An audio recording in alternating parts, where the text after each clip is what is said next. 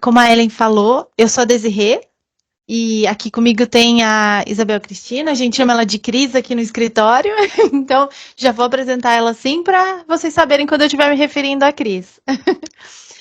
Eu toco como líder técnica área trabalhista e a Cris é nossa gerente da área empresarial, então a gente vai falar um pouquinho sobre o geral aqui, dar uma leve balizada no que é o SG e no que a gente tem de momento de cenário internacional e nacional. Quero contar um pouquinho para vocês de quem nós somos no escritório, né? Somos um escritório que já tem 15 anos de atuação jurídica, fizemos 15 anos no último mês, dia 1º de abril, completamos 15 anos. Nós somos um escritório abrangente, temos diversas áreas de atuação e uma delas é o ESG, que é uma área que abrange várias áreas, na verdade, né, do direito, justamente porque ele contempla, vocês vão ver, a gente vai tratar dos pilares, mas ele contempla diversas facetas da atividade empresarial. Então, por isso, ele é tratado de forma multidisciplinar aqui no escritório.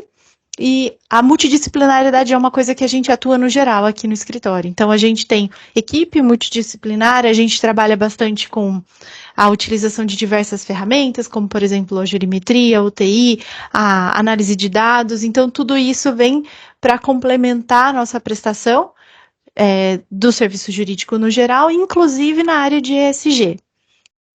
O escritório tem uma proposta de valor que eu adoro compartilhar com todos, então vou compartilhar com vocês. A gente busca ser ágil e resolutivo. Nós temos o nosso mindset voltado para uma expertise jurídica com o propósito de impulsionar e sustentar os negócios, que inclusive é bem baseada no ESG. Vocês vão ver ao longo do que a gente vai falar hoje que o ESG busca criar um capital sustentável.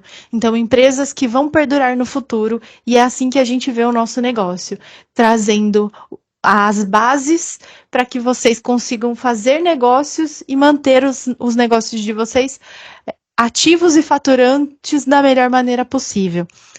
A gente fala bastante dessa questão da agilidade, da resolutividade, então em todas as nossas áreas a gente busca atuar assim, inclusive no ESG, e aí a gente vai entrar um pouco mais nisso quando a gente for falar um pouquinho dos relatórios.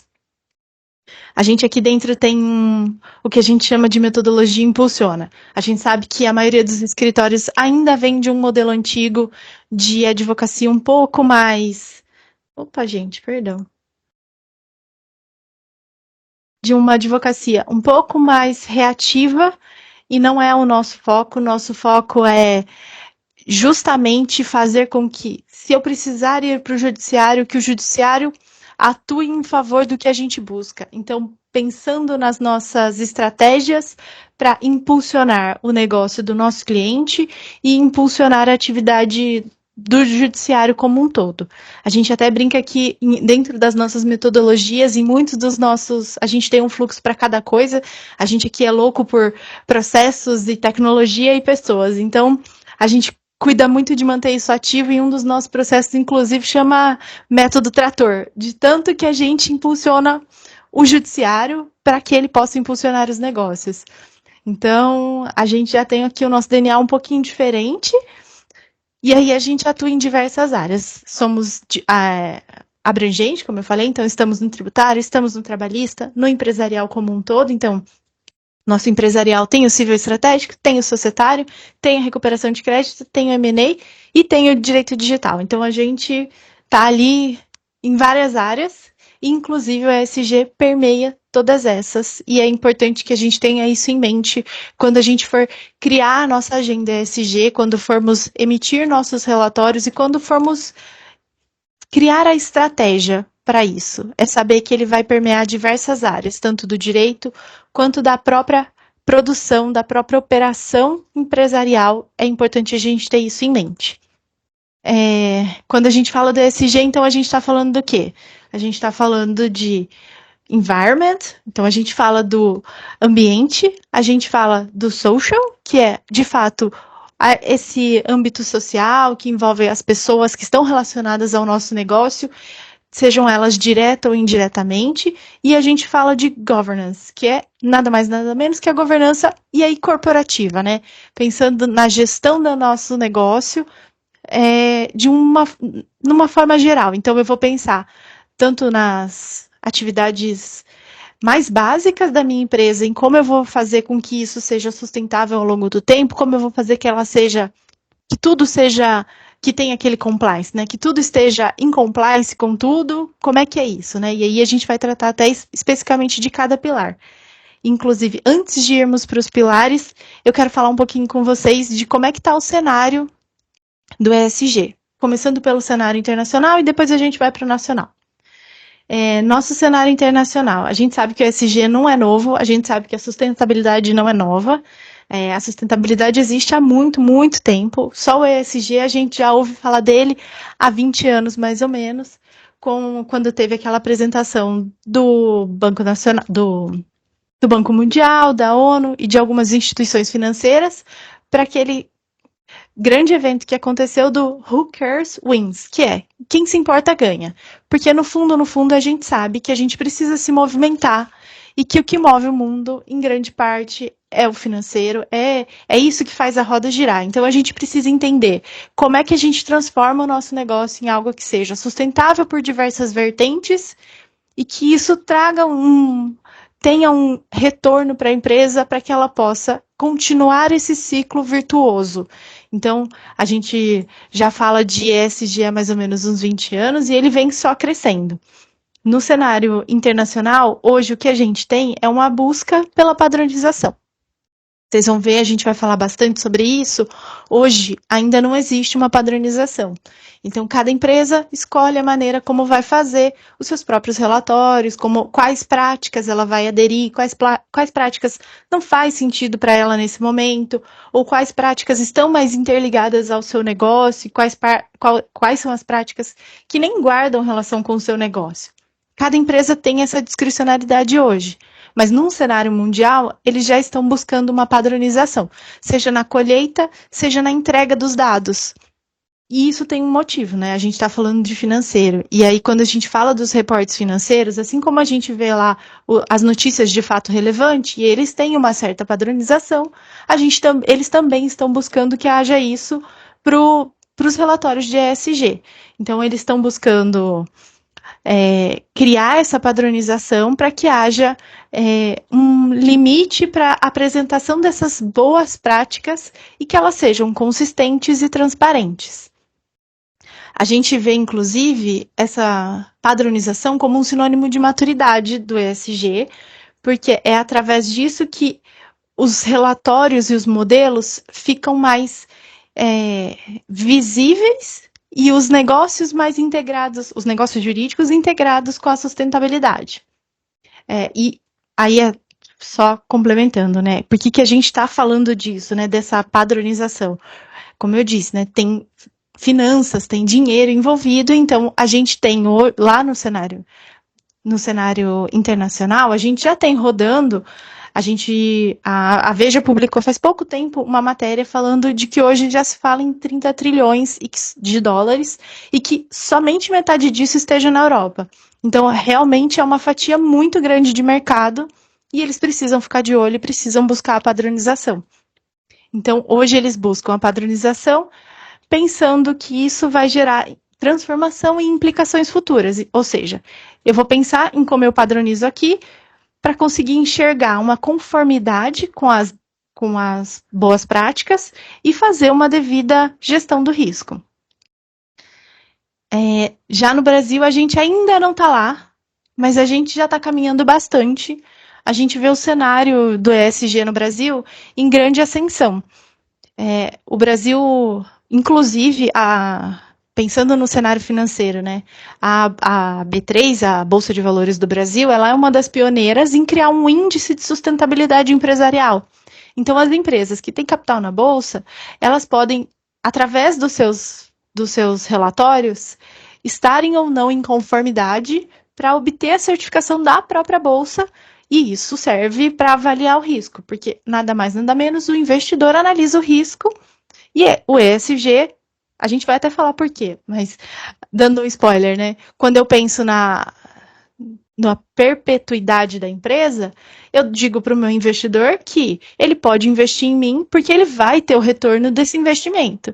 Então, ter esse índice na bolsa e ter esse índice em valor alto é uma coisa muito bacana, porque eu mostro para o meu investidor que sim, ele pode investir em mim, porque eu estou aqui demonstrando que que esse investimento não vai ser vazio. Então, todo o índice, ele demonstra, de fato, toda essa conformidade com o desenvolvimento sustentável, com uma governança corporativa responsável e, portanto, demonstra que a empresa vai permanecer rodando e que vai trazer os benefícios de uma perpetuidade da atividade empresarial. Hoje no Brasil se fala, nas últimas pesquisas, inclusive da Pacto Global, que saiu faz pouco tempo também, 47% das organizações do Brasil já estão adotando o ESG e 32% já estão planejando como vão fazer para adotar. Então, é uma prática muito crescente e a gente tem reflexos não só quando eu digo vou fazer uma agenda, vou emitir relatórios, mas também porque a gente sabe que hoje em dia as empresas grandes que estão com uma agenda já pré-estabelecida, têm na sua gestão de fornecedores, de prestadores de serviço, as auditorias. Então, ela cria a agenda dela e ela me impõe parte da agenda dela. Então, se a gente se adianta e olha para o futuro pensando para que empresas eu presto serviço, ou para quais empresas eu quero prestar serviço, e como é a agenda ESG dessa empresa, eu não preciso me preocupar tanto lá na frente em me adequar às normas de compliance dela, porque eu já estarei emitindo há algum tempo relatórios de sustentabilidade. Então, pensando num cenário nacional, é muito importante a gente ter isso em mente, que a gente precisa se adequar, não só por se adequar, mas também para se manter competitivo no mercado. E aí, até ultrapassei um pouco, né? Falando um pouco dos benefícios da agenda social, né? De uma agenda ESG no geral. Já falando disso, né? De que a gente se mantém competitivo, de que nós conseguimos demonstrar para o mercado onde nós estamos investindo e o que nós escolhemos fazer, e isso já traz uma transparência, o que isso faz, né? Isso me permite ter um acesso maior a investimento e a crédito. A gente sabe que existem hoje diversos fundos que têm benefícios para empresas que estão vinculadas ao ESG. A gente sabe, por exemplo, até bem antes do ESG, que empresas que têm a emissão dos relatórios de sustentabilidade têm preferência em licitação, em contratar com o órgão público. Então, a emissão dos relatórios e a conformidade com o ESG só vai trazer benefício nesse sentido, de abrir portas para investimentos, abrir portas para negócios. Além disso, ajuda na melhora da nossa imagem como empresa e da nossa reputação, seja no sentido de atrair os investidores, como a gente comentou agora, mas também clientes e parceiros, como também de trazer para a gente os talentos dessa nova geração. A gente sabe que essa nova geração que vem muito ligada na sustentabilidade e, de fato, eles são motores que a gente precisa ter na nossa organização. Então, isso já traz para a gente uma ajuda na atração e na retenção de talentos comprometidos. Porque se eles estão aderentes aos nossos valores, se nós criamos uma agenda ESG aderente ao nosso valor e nós trazemos talentos que também estão vinculados a esses mesmos valores, a chance da gente reter esse pessoal que está comprometido é muito maior. Além disso, as agendas ESG trazem a redução de custos e desperdício. Por quê? Porque é justamente o desperdício que atrapalha o ambiental, pelo menos. Então, quando a gente cuida dessa parte, a gente, por via reflexa, acaba diminuindo um pouco desse desperdício e isso se reflete em valor. O ESG, além disso, a gente fala bastante dessa inovação dos processos. Por quê? A gente precisa ter dado. Para montar o nosso relatório, nós precisamos de dados, a gente precisa de bastante informação. Então, quando a gente pensa que eu vou cuidar, por exemplo, da minha planta, e eu tenho uma empresa, vou cuidar da minha planta, vou gerar ali um ERP que vai controlar a produtividade, que vai controlar o uso desse ou daquele insumo. Tudo isso me gera dados e, portanto, me permite modernizar os meus processos. Então, o ESG também traz isso. E a gente sabe que a modernização do processo vem ligada à produtividade, ao aumento da produtividade e, em grande parte, ao aumento da satisfação dos funcionários que estão ligados a essa atividade. A gente também fala que um dos benefícios é essa antecipação aos movimentos regulatórios. Por quê? Com essa crescente, é possível que em breve a gente fale de leis e a gente já fala no direito do trabalho em algumas normas infralegais que regulam ambiente, segurança do trabalho. Mas pode ser que a gente tenha no futuro muito próximo normas que vão tratar de como a empresa precisa se adequar. A gente já tem algumas normas específicas de meio ambiente e tudo mais, e isso não está ainda totalmente interligado com a agenda ESG, mas é possível que num curto espaço de tempo isso venha para a agenda. E se você já está olhando para isso, montando seus relatórios, você vai evitar o risco e custos elevados que vêm associados a essa conformidade tardia. Além disso, a gente fala do fortalecimento da nossa relação com o cliente. A gente sabe esse cuidado com o ambiental, com o ambiente, com a sustentabilidade, com empresas que têm boas práticas com seus empregados, criam uma conexão com os clientes. E hoje a gente sabe que a maioria das marcas, são muito poucas as marcas que hoje vendem um produto sem vender uma experiência. E vender uma experiência traz muito disso, do como eu conecto o meu valor a isso que eu estou vendendo. E por fim de tudo, a gente chega na mitigação dos riscos.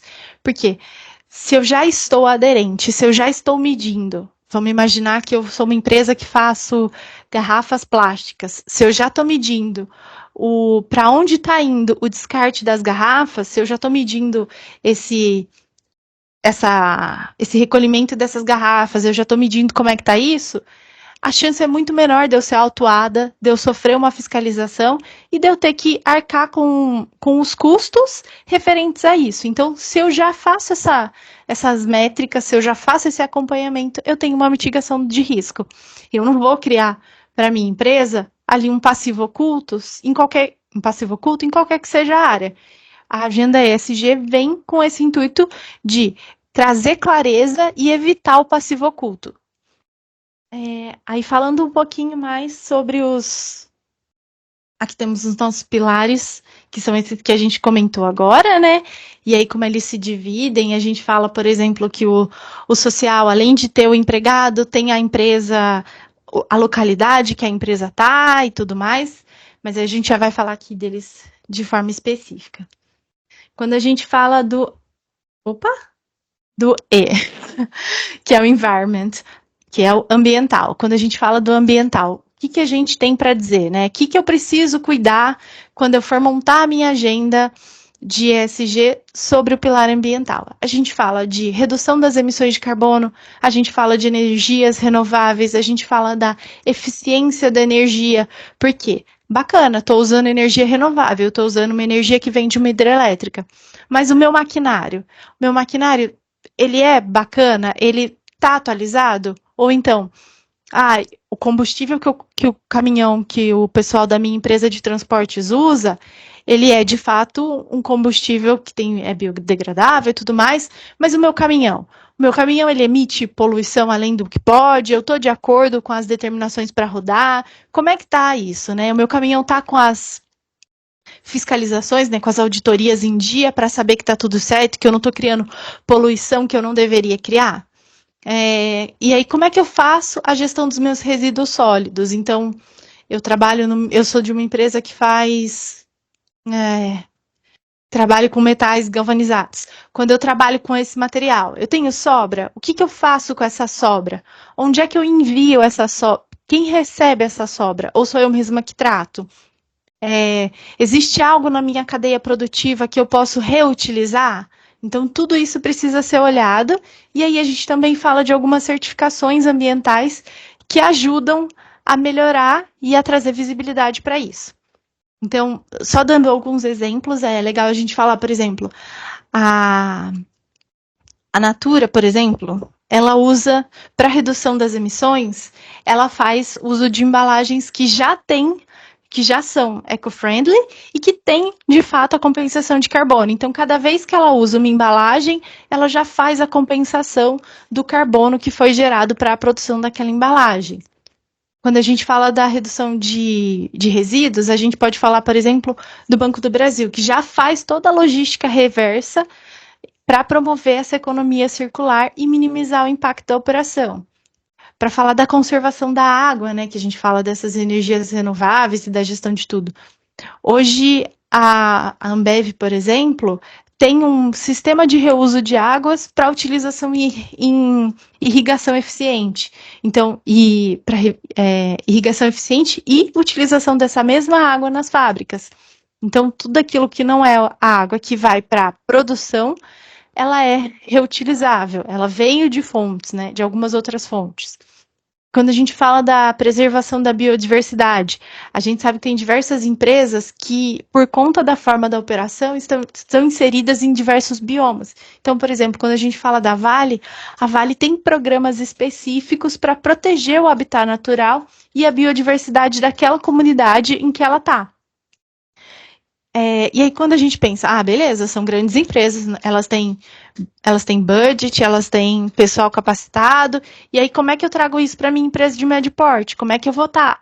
Eu vou estar aderente ao ESG se eu sou uma empresa de médio porte? Eu não tenho como fazer tudo aquilo que a Vale faz para proteger o meio ambiente. A Vale é uma empresa gigantesca, mas a gente consegue pensar em outras coisas. Então, a gente consegue pensar nas energias renováveis. A gente viu diversas cidades, diversos estados fazendo aqueles projetos para, então vamos trocar para energia solar, e aí a gente consegue ter não só a diminuição da pegada de carbono, então eu vou ter a diminuição do carbono que eu libero no ar, mas também eu vou ter um auxílio do governo para fazer essa mudança. Então, essa mudança da fonte de energia, ela está incluída na agenda ESG e ela ainda traz benefícios para a empresa.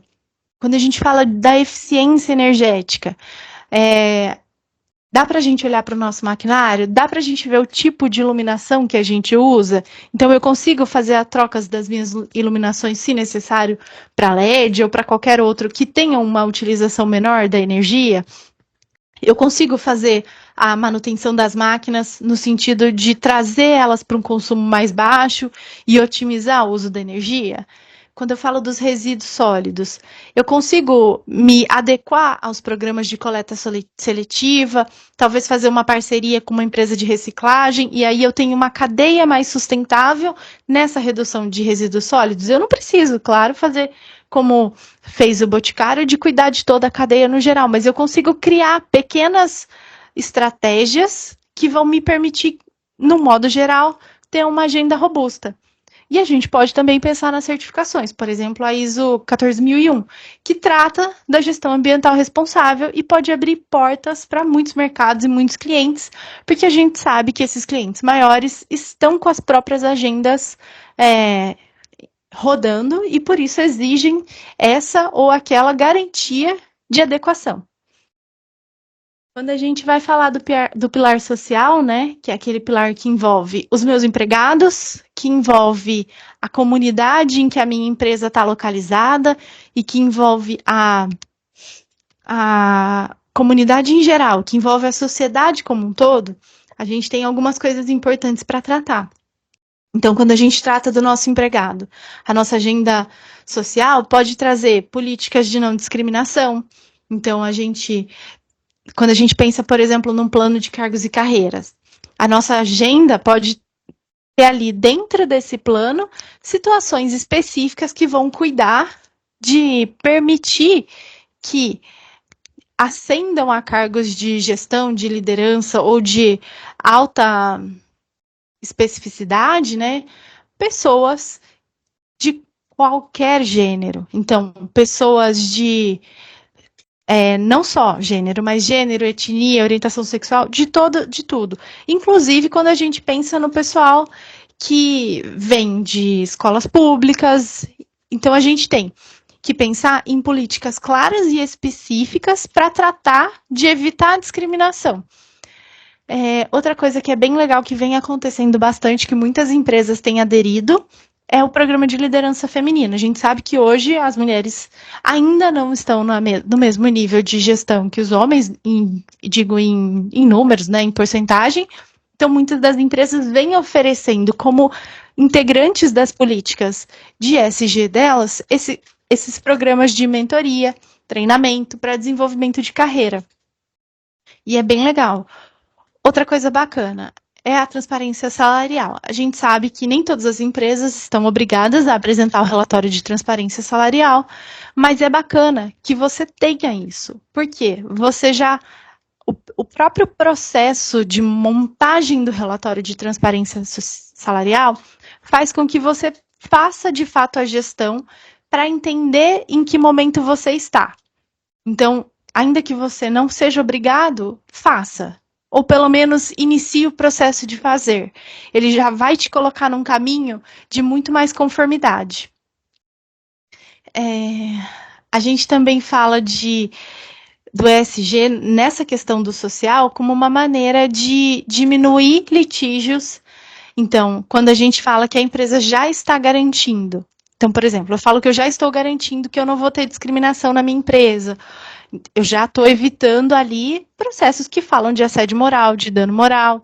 Ou então, quando eu falo, aqui na minha empresa a gente já tem o plano de cargos e salários, a gente já tem a transparência salarial correndo. O que isso resulta no fim das contas, né? Pensa, hoje a gente tem vários processos, a gente pode ter, dependendo de como está o nosso plano de cargos e carreira e como está a nossa gestão de pessoal, a gente pode ter processos que se relacionam à equiparação salarial. E se eu tenho transparência salarial e um plano de cargos e carreira transparente, eu não vou ter esse tipo de problema, porque cada um sabe o que precisa fazer para ir para o próximo step e o que está fazendo neste momento. Então, isso afasta a possibilidade de uma condenação nesse sentido. Acho que é isso. Mudando para o nosso pilar de governança corporativa, né? A governança corporativa, ela busca trazer regras claras sobre como a empresa funciona. E aí, para trazermos essa informação para todas as pessoas que estejam ali, de certa forma, vinculadas à empresa. Ou seja, elas podem ter informação sobre as decisões e sobre as operações para que tomem as melhores decisões. Então, a gente fala de criação dos comitês e dos... e aí, esses comitês têm que ter certa autonomia. Como é que a gente sabe que que os nossos auditores não estão fazendo uma auditoria vinculada a esse ou aquele motivo? A gente cria regras e procedimentos para que isso aconteça. Isso faz com que a gente tenha maior responsabilidade corporativa. As regras estão claras e estão postas. Acho até que, a respeito disso, a Cris vai falar com a gente um pouquinho mais.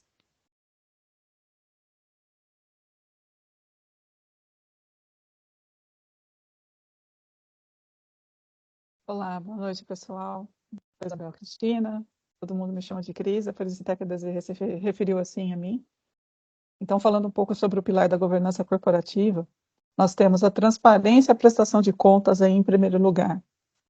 E porque quando a gente fala nessa implementação de políticas ESG, a gente fala também na clareza dessa transparência, dessa prestação de contas, porque as atividades da empresa têm que ser, de modo geral, garantido que todos estejam informados sobre decisões, operações. Então, o que hoje se aplica, de certo modo, para as SAs, também pode ser aplicado também para empresas de médio porte, para empresas de responsabilidade limitada.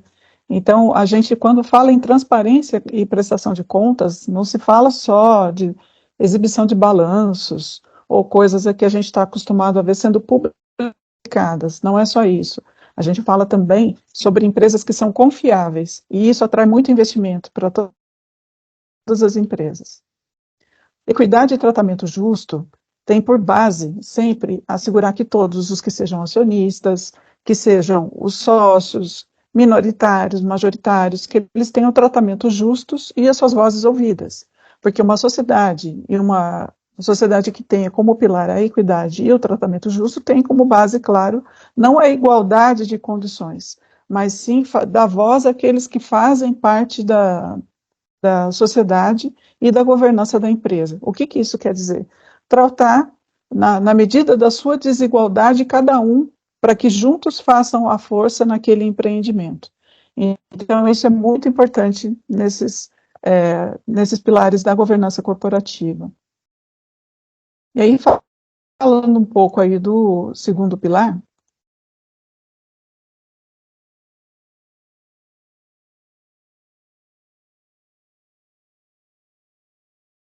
desculpem, vamos lá, voltando então aqui para o pilar da governança, nós temos ainda aqui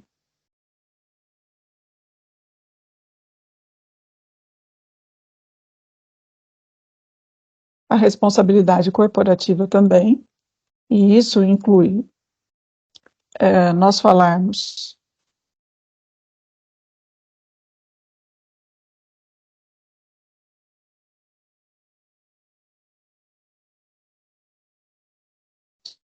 de responsabilidades que são claras, tanto para a diretoria quanto para a gestão. Temos mecanismos de monitoramento, avaliação de desempenho. Isso também traz para o mercado maior segurança e uma maior facilitação na obtenção de recursos. E aí, por fim, também passa pelo compliance, falando em práticas éticas da corporação. Porque toda corporação precisa necessariamente seguir, se ela quiser ter uma agenda ESG, um código de ética e também práticas que garantam que a conduta da empresa seja sempre regular. Então, quando a gente fala em compliance, para aqueles que já conhecem o conceito, a gente fala em ética, em sustentabilidade no sentido de se manter essas regras dentro da empresa. A gente fala também em políticas que são claras não só para aqueles que participam dentro da organização, mas também para aqueles que contratam com a organização. Então, toda vez que eu tenho o meu manual de ética, eu tenho regras pré-definidas, eu tenho claras as questões que são envolvidas dentro da minha governança, tudo isso faz com que os outros também me olhem dessa forma. Então, isso é muito importante para todas as empresas. Agora, a Desirê vai falar um pouco para a gente, para vocês terem uma ideia de como o ESG é tratado dentro de grandes corporações e também ter exemplos práticos sobre Raizen, a Suzano e também a Ambev, para que vocês possam ter uma ideia geral de como as empresas que já têm uma agenda ESG atuam no mercado. A gente já tinha falado um pouquinho de como as grandes empresas tratam o ambiental e de como é que a gente pode aplicar isso no nosso negócio, mas falando de forma mais específica sobre as agendas que essas três empresas trazem. E eles trazem agendas bem estruturadas, com relatórios específicos e mensuráveis. Isso é uma coisa muito importante para a gente pensar quando a gente for construir, quando a gente for analisar o relatório de alguém. Então, quero contratar uma empresa e vou analisar o relatório de sustentabilidade dessa empresa. Então, eu preciso ter isso em mente. Ou para quando eu vou construir o meu próprio relatório de ESG. Então, eu preciso que ela descreva para mim quais são as práticas, o que ela... É muito aquilo, né? De quais são os nossos objetivos e resultados chaves. Como eu faço o quê? E qual é a métrica que eu vou ter? Então, eu vou diminuir, por exemplo, a Raizen fala muito dessa diminuição da pegada ambiental, né? Então, como é que ela diminui os impactos que ela mesmo gera no ambiente em razão da produção dela? E aí, ela tem um número específico a respeito disso, e aí ela tem metas para 5, 10 e 15 anos. Então, a cada marco, o objetivo dela é diminuir mais ainda essa pegada ambiental, essa marca que ela deixa no mundo de que ela esteve aqui e de que ela está criando possíveis desarranjos no nosso clima e tudo mais. Então, como é que ela faz isso, né? Um dos pontos que ela que ela já tinha lá acontecendo lá dentro. Então, ela já tinha ali na área de inovação dela algumas coisas relacionadas a produtos biodegradáveis. Então, ela já trazia essa pegada do marketing e ela trouxe para o relatório ESG dela. Então, os produtos biodegradáveis dela saíram aqui da caixinha do marketing pro ESG, para um marketing que é estruturado de outras maneiras e que, trazendo metas e números específicos, eu consigo demonstrar para os relatórios de sustentabilidade. Além disso, eles têm chama Instituto Jogue Limpo, que é essa logística reversa das embalagens, que está relacionado a, por exemplo, eles fazem óleo que vai no motor, que vai em diversas coisas, né? E aí, essa embalagem, toda embalagem de plástico, ela tem que ter essa logística reversa. Mas eles criaram, dentro ali da cadeia produtiva deles, um Instituto Jogue Limpo. Ou seja, a gente traz uma camadinha do marketing para mostrar que as práticas que a gente já tem e que a gente já usa, porque, em verdade, a gente é obrigado por lei, essa logística reversa, ela é baseada em lei. Como é que a gente usa isso que a gente já tem para estar aderente ao ESG? E aí a gente traz uma nova roupagem e traz para o nosso relatório. Falando ainda da Raizen, eles têm no pilar social deles uma coisa muito bacana que eles vão montar uma fábrica no local X. Eu posso pegar minha mão de obra já qualificada, que já conhece o meu negócio, que já está adequada à minha cultura, que já está focada em resultado, que sabe o que e como fazer e levar para lá. Mas a gente sabe que isso atrapalha o mercado de trabalho das redondezas quando eu levo uma empresa nova para lá. Então, no pilar social da Raizen, o que ela faz? Ela gera renda na localidade para onde ela vai. Então, ela busca a mão de obra do local em que ela está, e se nessa localidade ela não localiza profissionais que já estejam prontos a realizar as diversas atividades que ela vai precisar ali na linha produtiva dela, ela trabalha para capacitar esse pessoal. Então, o pessoal que vai trabalhar para ela passa inicialmente por uma capacitação. E a gente sabe que a educação é o grande motor de tudo, né? É a educação que faz com que as próximas gerações estejam sempre melhores. Então, ela capacita aquele pessoal, que se ela não tivesse lá, não ia ter tanto acesso à educação, e traz isso para a agenda social dela. Fala, olha, aqui no meu ESG, eu capacitei X pessoas. Montei uma fábrica que caberia 300 funcionários, desses 300 funcionários, 270 são mão de obra local, e desses 270, 150 passaram pela nossa universidade escola. Então, eles trazem essa roupagem de vamos cuidar do social para além de só aqui. Então, inclusive nesses programas deles, eles têm um programa que é voltado para a sociedade no geral, não só para o empregado. Então, eles têm os programas de capacitação para o empregado, e eles têm os programas de capacitação de comunidade para cuidar da próxima geração. E isso é legal a gente pensar nesses programas sobre diversos pilares. A gente tem, por exemplo, algumas empresas.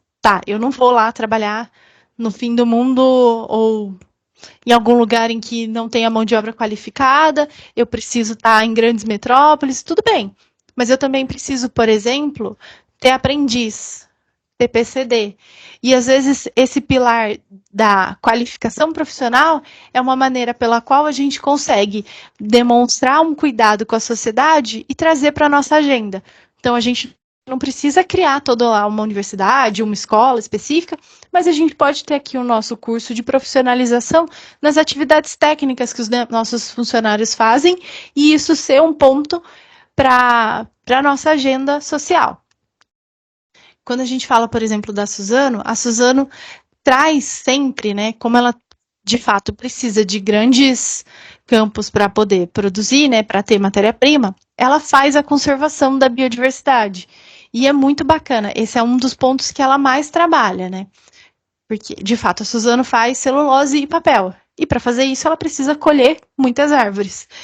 E para que o negócio dela seja sustentável, porque ela não pode colher tudo e não ter matéria-prima no futuro, porque a gente sabe que a vida útil, a vida até a árvore chegar no ponto em que a Suzano pode, de fato, fazer uso dela para a utilização como matéria-prima, demora. Então, ela precisa fazer o hoje para ter certeza de que no futuro ela vai ter matéria-prima.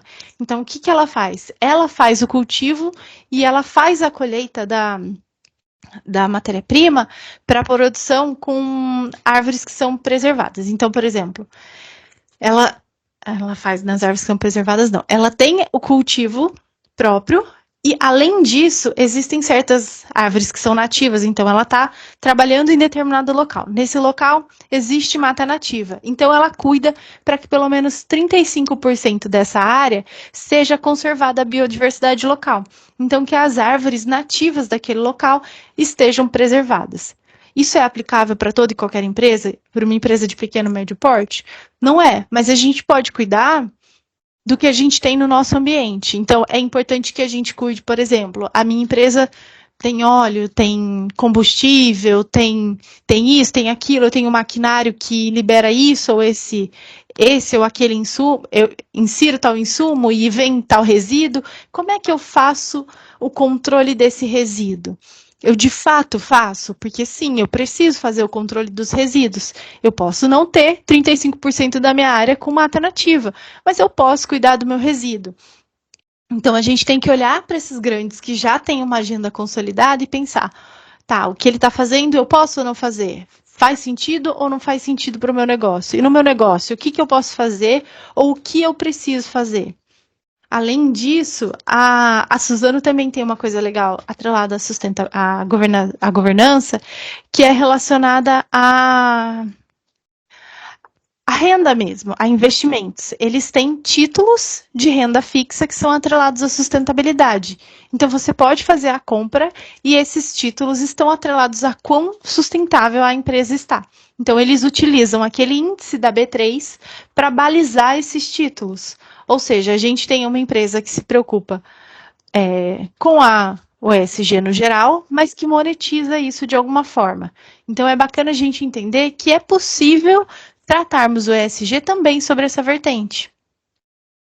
Outra empresa que é muito bacana a gente olhar é a Ambev. A Ambev também cuida bastante dessa questão da mitigação e do uso da energia e da migração para fontes renováveis. Ela é uma empresa que tem atuação em diversos estados, então a utilização de energia por ela é das diversas formas. E o objetivo deles é que a utilização de energia seja em breve 100% de fontes renováveis. Além disso, eles têm como meta nessa agenda social deles que até 2025, ou seja, até o ano que vem, todo o portfólio de embalagens seja feita de embalagem retornável ou majoritariamente de conteúdo reciclável. Então, eu vou ter ou aqueles itens em que eu posso trocar, ficar com vasilhame, ou então eu vou ter itens como a gente tem aquelas garrafas de água que são um pouquinho mais molinhas. Então, eles estão caminhando para que até o ano que vem a maior parte do portfólio deles seja voltado para essa questão do cuidado com o meio ambiente, no sentido de ter o portfólio das embalagens retornáveis e evitar, assim, a devolução de lixo, né?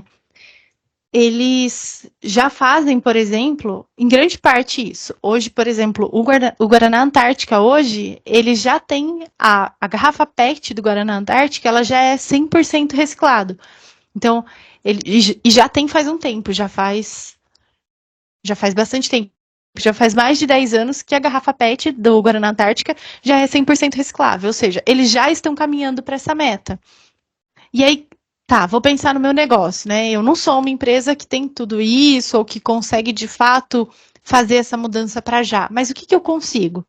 Eu consigo pensar em buscar um fornecedor, porque eu produzo o insumo que vai dentro da embalagem, eu não produzo a embalagem. Então, eu vou buscar um fornecedor que consiga me trazer um certificado de como ele produz, do que ele usa para produzir, de se de fato ele consegue produzir essa embalagem biodegradável ou não, qual é o impasse para que eu consiga de fato ter essa embalagem biodegradável.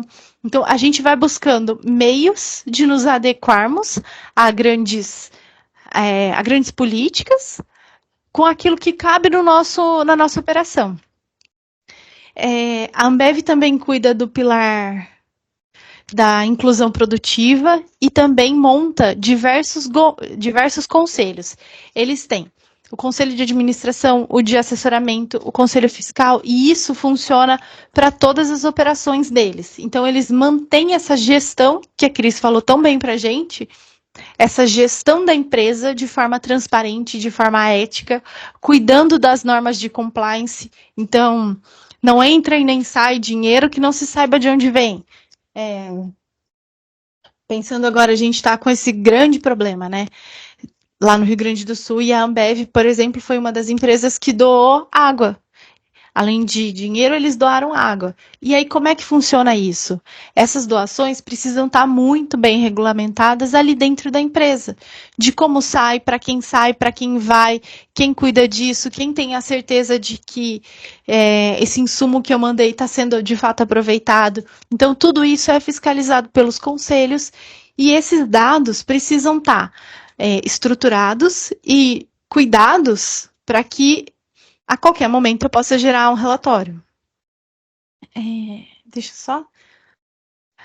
Esses são cases bem relevantes, porque são empresas grandes. E a gente pode pensar sempre que, bacana, grandes empresas estão divulgando suas agendas. E aí, com base nelas, eu vou pensar na minha. E aí, o meu negócio eu faço embalagem de papelão. E aí eu faço caixas e vendo para diversas empresas que vão fazer a venda para outras empresas e que vão entregar até chegar no consumidor final.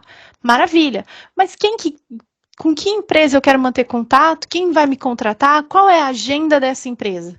E aí é com base nisso que eu vou montar a minha própria agenda, que eu vou construir o meu próprio relatório. E até pensando nos relatórios, é de suma importância que o nosso relatório seja algo mensurável, atingível. Então, a gente precisa cuidar para entender do nosso negócio e entender dos negócios dos nossos clientes, né? Para conseguir criar uma agenda que seja específica e factível. E aí, como é que a gente faz isso? A gente tem algumas estratégias para adoção. E a adoção vai desde a criação da agenda até a disponibilização desse relatório. Então, a gente começa pensando numa estratégia em que eu vou fazer um diagnóstico interno. Eu faço um diagnóstico interno que vai me dizer, hoje, quais são os meus procedimentos, como é a minha operação, o que eu tenho, o que eu não tenho, o que eu já faço que impacta aos meus empregados, a população aqui da minha localidade, as pessoas da comunidade no geral, o que disso que eu já faço eu posso transpor para a minha agenda? Ou então, quais são as expectativas dos meus parceiros? Então, vou pensar no meu parceiro, eu vou pensar, sei lá, no meu contador, eu vou pensar no meu técnico de segurança do trabalho, eu vou pensar naquela outra empresa que eu não sou necessariamente cliente, mas que a gente tem clientes em comuns, e aí a matéria-prima passa da minha empresa, vai para a empresa dele, e aí a gente junto entrega para um terceiro, então eu tenho esse parceiro. Ou então, quais são as expectativas dos meus fornecedores? Eu vou comprar matéria-prima deles e eles vão me entregar o quê? E eu vou entregar o quê para eles? Além da matéria-prima em si e do valor que ela representa, né? O que mais que tem nessa relação, o que mais permeia essa relação que eu posso transpor para a minha agenda? E quais são as expectativas dos meus clientes?